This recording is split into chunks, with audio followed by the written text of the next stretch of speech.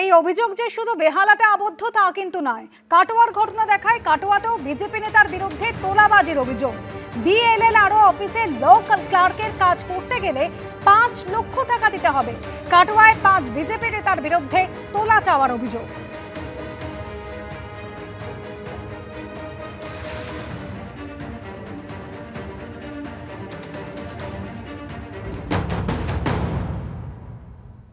গত 26/6/2026 তারিখে রাত্রে কাটোয়া নগরমণ্ডল বিজেপি অফিসে আমাকে ডেকে পাঠানো হয় এবং বলা হয় যে কাটোয়া 1 নম্বর বিএলআর অফিসে কাজ করতে গেলে আপনাকে 5 লাখ টাকা তোলা দিতে হবে, তবে আপনি কাজ করতে পারবেন। আমি সেই তোলা দিতে অস্বীকার করি। পরবর্তীকালে বিভিন্ন চাপে আমি 20,000 টাকা দিই এবং বাদবাকি টাকা দিইনি বলে আমার উপর গতকাল রাতে এই বিশ্বজিৎ অধিকারী, অতনু সাহা এবং ধীরাজ দাসের নেতৃত্বে আমার ওপর আক্রমণ করে এবং আমাকে চত্থাপড় মারে। ওরা লাঠি বিভিন্ন ধরনের অস্ত্র নিয়ে আমার ওপর চড়া হয় এবং তার মধ্যে বন্দুকও ওদের কোমরে গোজা ছিল। দিয়ে তারপর আমাকে প্রহার করে, চত্থাপড় মারে, ধাক্কাধাক্কি হয়। ওরা এখানে এসে বলছিল যে আমরা সুমন দেবনাথের লোক, আমাদের কিছু করতে পারবি না, আমরা বর্তমানে রুলিং পার্টিতে আছি, আমরা কি করতে পারি শুধু দেখে দিস।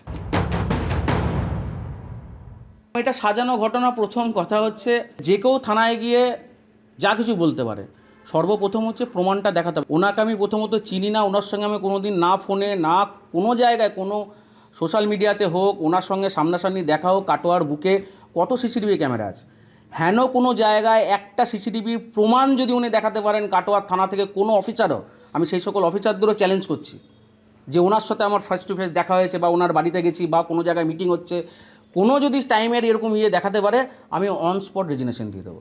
এর পেছনে যারা আছে আমি জানি তারা আর 1 মাসের মধ্যে দল তাদের এগেনস্টে স্টেপ নেবে। বিজেপি নেতা কিন্তু সমস্ত অভিযোগ অস্বীকার করছেন, কিন্তু ল ক্লার্ক সুজন ঘোষ তিনি কিন্তু পরিষ্কার বলছেন যে 5 লক্ষ টাকা তোলা দিতে পারেননি, যে কারণে তাকে মারধর করা হয়েছে।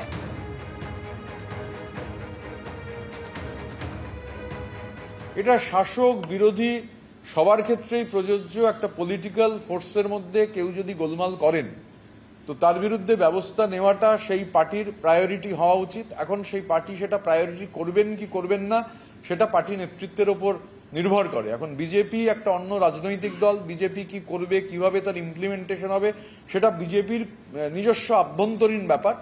তো সেটা সেই বিষয়ে আমি তো মন্তব্য করতে পারবো না। কিন্তু নিচের তলায় যেটা হচ্ছে, বিশেষ করে এই জরিমানা ধার্য করবার ক্ষেত্রে বিজেপির লোকাল স্তরের বেশ কিছু নেতারা যে ভূমিকা পালন করছেন, তো আমরা সেই সম্পর্কে আমরা অ্যাসেম্বলি ওয়াইজ, আমরা গতকালও মাননীয় মুখ্যমন্ত্রীকে বলেছি, উনি অ্যাসেম্বলি ধরে আমরা সেই তালিকা যে বিধানসভা ভিত্তিক কারা এই ধরনের জরিমানা ধার্য করছেন, কারা তোলাবাজি করছেন, আমাদের কাছে যতটুকু তথ্য আছে আমরা রাজ্য প্রশাসনের প্রধানের কাছে ডেফিনেটলি সেটা দিয়ে দেবো।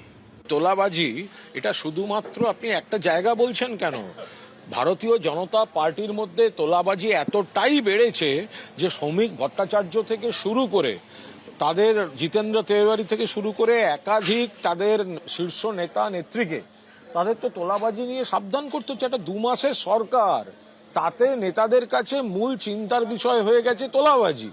তাতে বোঝা যাচ্ছে যে বিজেপি দলটা কি অবস্থায় চলছে। এবিপি আনন্দ, এগিয়ে থাকে, এগিয়ে রাখে।